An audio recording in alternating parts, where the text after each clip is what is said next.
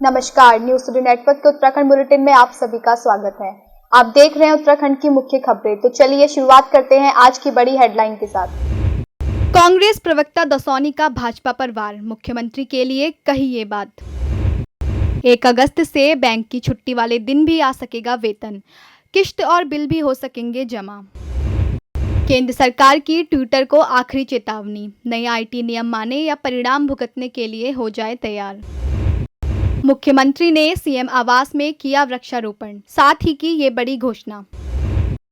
Nursing भर्ती परीक्षा की तारीख घोषित, कोविड गाइडलाइंस के साथ 15 जून को होगा एंट्रेंस एग्जाम। रामदेव का नया बयान, सोमवार से खोलेंगे फार्मा कंपनियों की पोल। देश भर में 5वें स्थान पर आया आम्रपाली होटल प्रबंधन संस्थान, बुलेटिन में देखें क्या मिली खास पहचान। उत्तराखंड में अब जीडीपी की तर्ज पर जीईपी का होगा आकलन, वन मंत्री ने की घोषणा।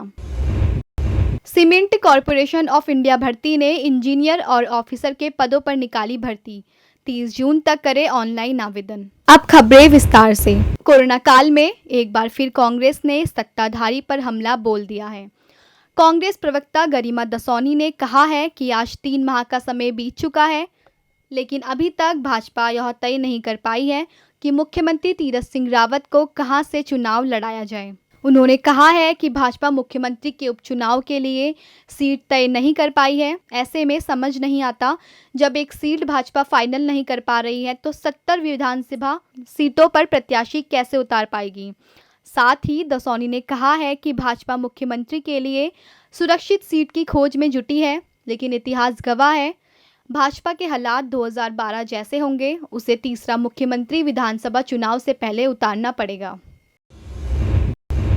आज 3 महीने से भी ज्यादा का वक्त बीत जाने के बाद भी उत्तराखंड भाजपा अपने मुख्यमंत्री के उपचुनाव के लिए सीट का निर्णय नहीं ले पाई है।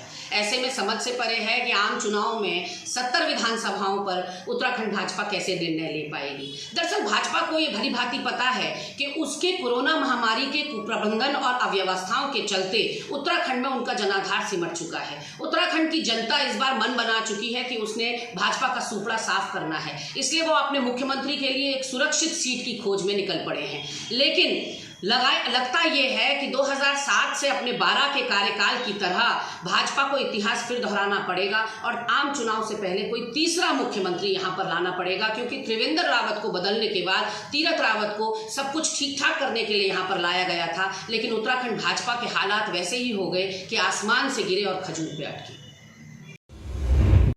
अब खबर बैंक की छुट्टी की। भारतीय रिजर्व बैंक ने शुक्रवार को आम आदमी को बड़ी राहत देते हुए नेशनल ऑटोमेटेड क्लियरिंग हाउस प्रणाली को हर दिन चालू रखने का फैसला किया है। इसमें रविवार और बैंकों की सभी छुट्टियां शामिल हैं। 1 अगस्त 2021 से बैंक की छुट्टी वाले दिन भी आपके खाते में वेतन आ सकेगा। आप अपने घर, कार या निजी लोन की मासिक किश्त, टेलीफोन, गैस और बिजली बिल का भुगतान रविवार या छुट्टी वाले दिन कर सकेंगे। यदि आपने अपने बैंक खाते से किसी भी तरह की ईएमआई या बिल के अपने आप भुगतान या ईसीएस की सुविधा ले रखी है, तो 1 अगस्त से खाते में पर्याप्त बैलेंस रखना होगा। यदि आप ऐसा नहीं करते हैं और बैलेंस कम होने के कारण भुगतान फेल होता है, तो आपको जुर्माना भी देना पड़ सकता है। केंद्र सरकार और सोशल मीडिया दिग्गज ट्विटर के बीच जारी विवाद अब और बढ़ता नजर आ रहा है। केंद्र सरकार ने ट्विटर को नए डिजिटल नियम लागू करने को लेकर अंतिम चेतावनी दी है। आईटी मंत्रालय की तरफ से भेजे गए नोटिस में साफ साफ कहा गया है कि कंपनी जल्द से जल्द नए नियम लागू करे, नहीं तो उसे गंभीर परिणाम भुगतना पड़ सकता है। मुख्यमंत्री तीरथ सिंह रावत ने विश्व पर्यावरण दिवस के अवसर पर अपने जीएमएस रोड स्थित भागीरथी पूरम आवास पर वृक्षारोपण किया। साथ ही मुख्यमंत्री तीरथ सिंह रावत ने विश्व पर्यावरण दिवस के अवसर पर घोषणा की है कि राज्य में स्थित समस्त गांवों एवं गांवों के आसपास के क्षेत्र में स्थित तालाबों, जल निकायों जो राजस्व अभिलेखों में दर्ज हैं, उन सब का अगले 1 वर्ष में पुनर्जीवन किया जाएगा तथा वित्तीय वर्ष 2022 से 2023 में जलवायु परिवर्तन संबंधी कार्यों को मुख्य धारा में लाने हेतु राज्य में क्लाइमेट बजटिंग प्रारंभ किया जाएगा।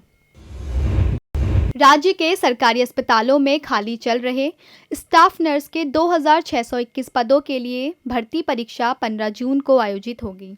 सरकार ने इस दिन पर केंद्र की एसओपी के तहत परीक्षा आयोजित करने के लिए आवश्यक तैयारी करने के निर्देश दिए हैं।